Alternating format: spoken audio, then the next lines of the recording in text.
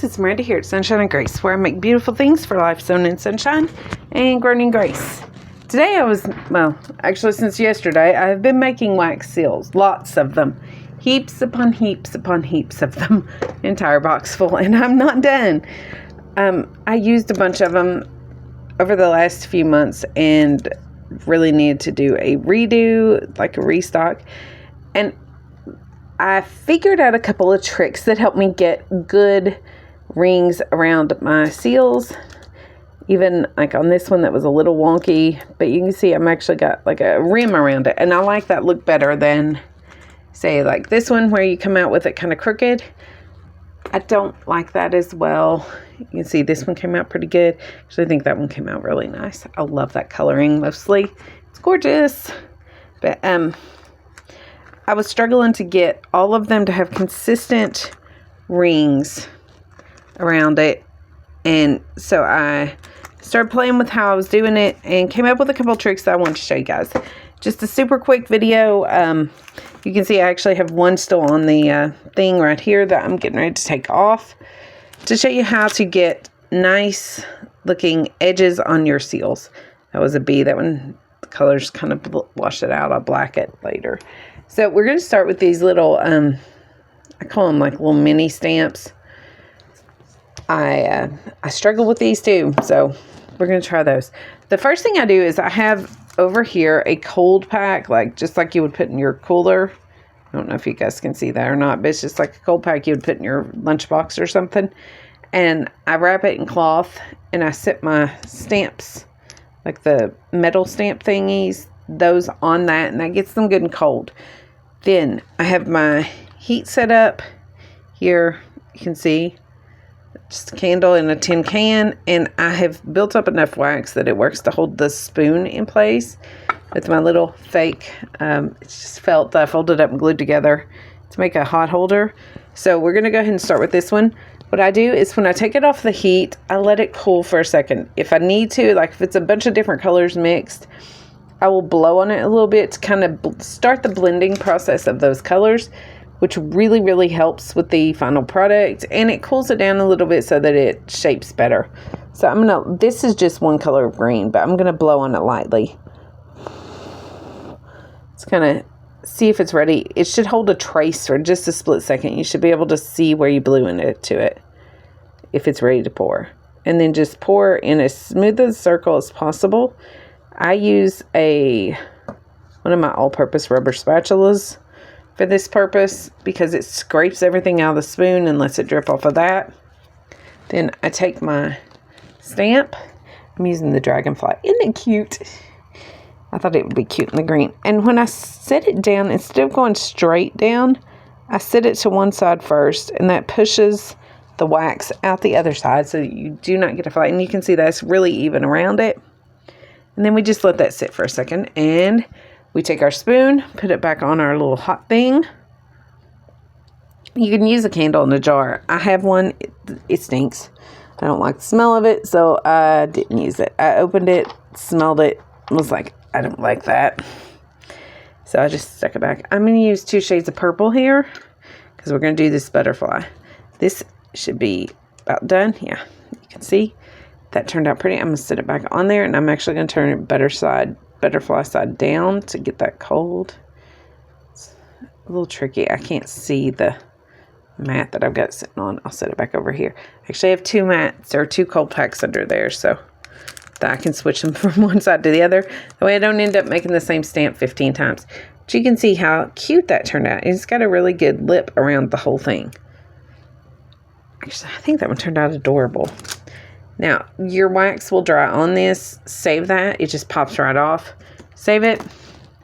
I have an entire bag of them going, and we are going to use them in a project later because there's a really cute little way to use them up and get just absolutely adorable projects made that are super cute and super fun. And they will look great in like journals or on embellishment things. I'm going to go ahead and peel that one off. But that'll be another day. I'm full of uses for the wax, you guys. Absolutely love it. I closed that. Why did I do that? I never closed the bag. Alright, we're almost melted. You can see it takes a minute, but not too long. You can see that last purple one still needs to go a second.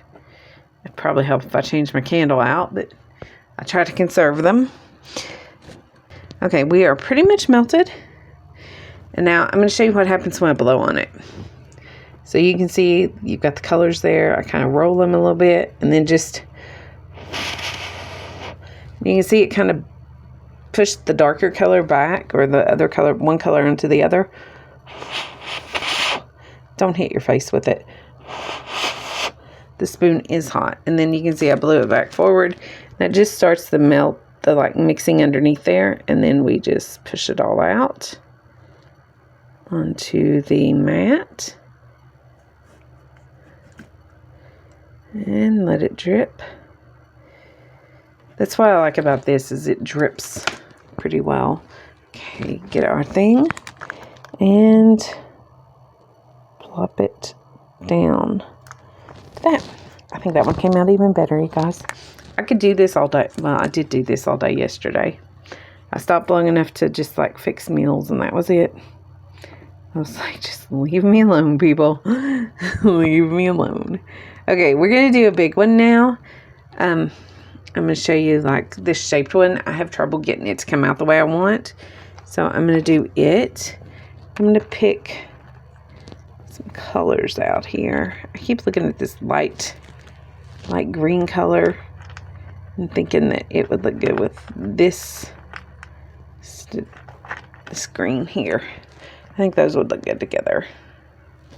Kind of give a nice blend. I sometimes like to use the solid with the pearl wax. I think it looks kind of interesting. Okay. Then you can just pop it off, and you can see that turned out absolutely adorable. We're going to start back there. No joke, guys. Look at that.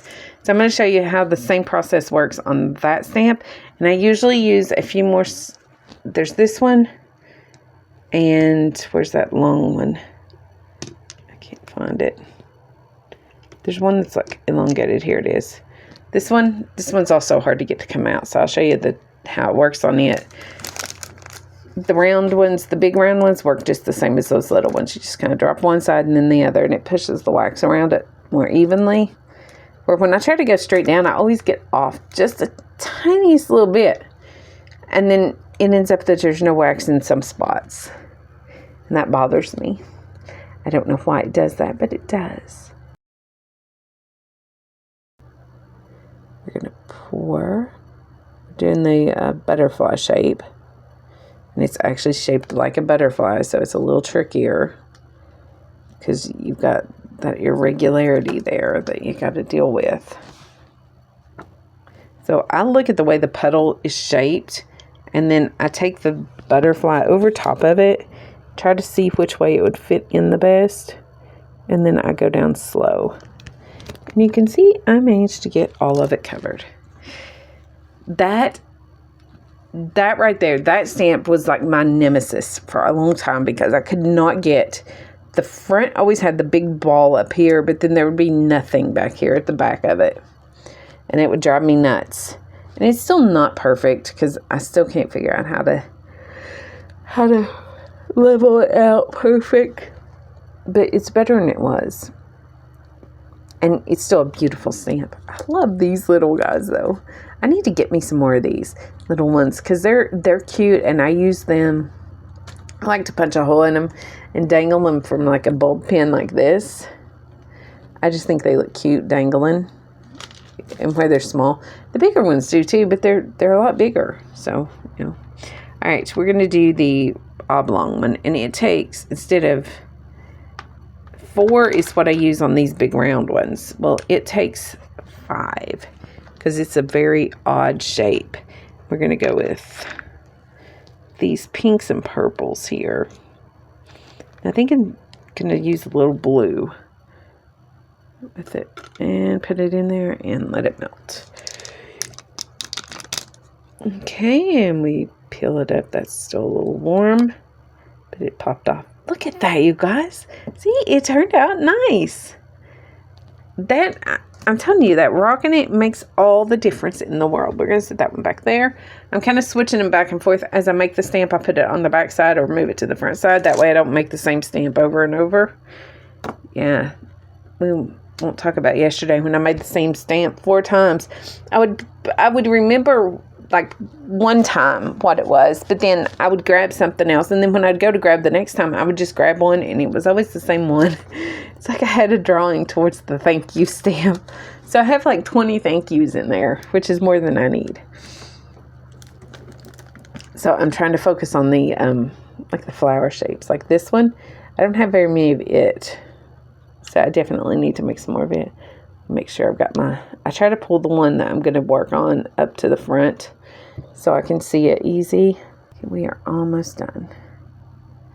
Guys, seriously, I could sit all day and do nothing but this. It is so fun. I don't know what it is about making wax seals that I find so relaxing, but I do. I find it just so much fun.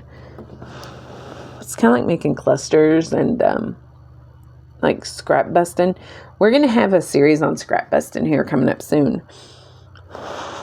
I've got an entire, my son wears huge shoes, and I've got one of his shoe boxes plumb full of scraps. So I'm going to have to do a scrap buster series or video or 2 here soon.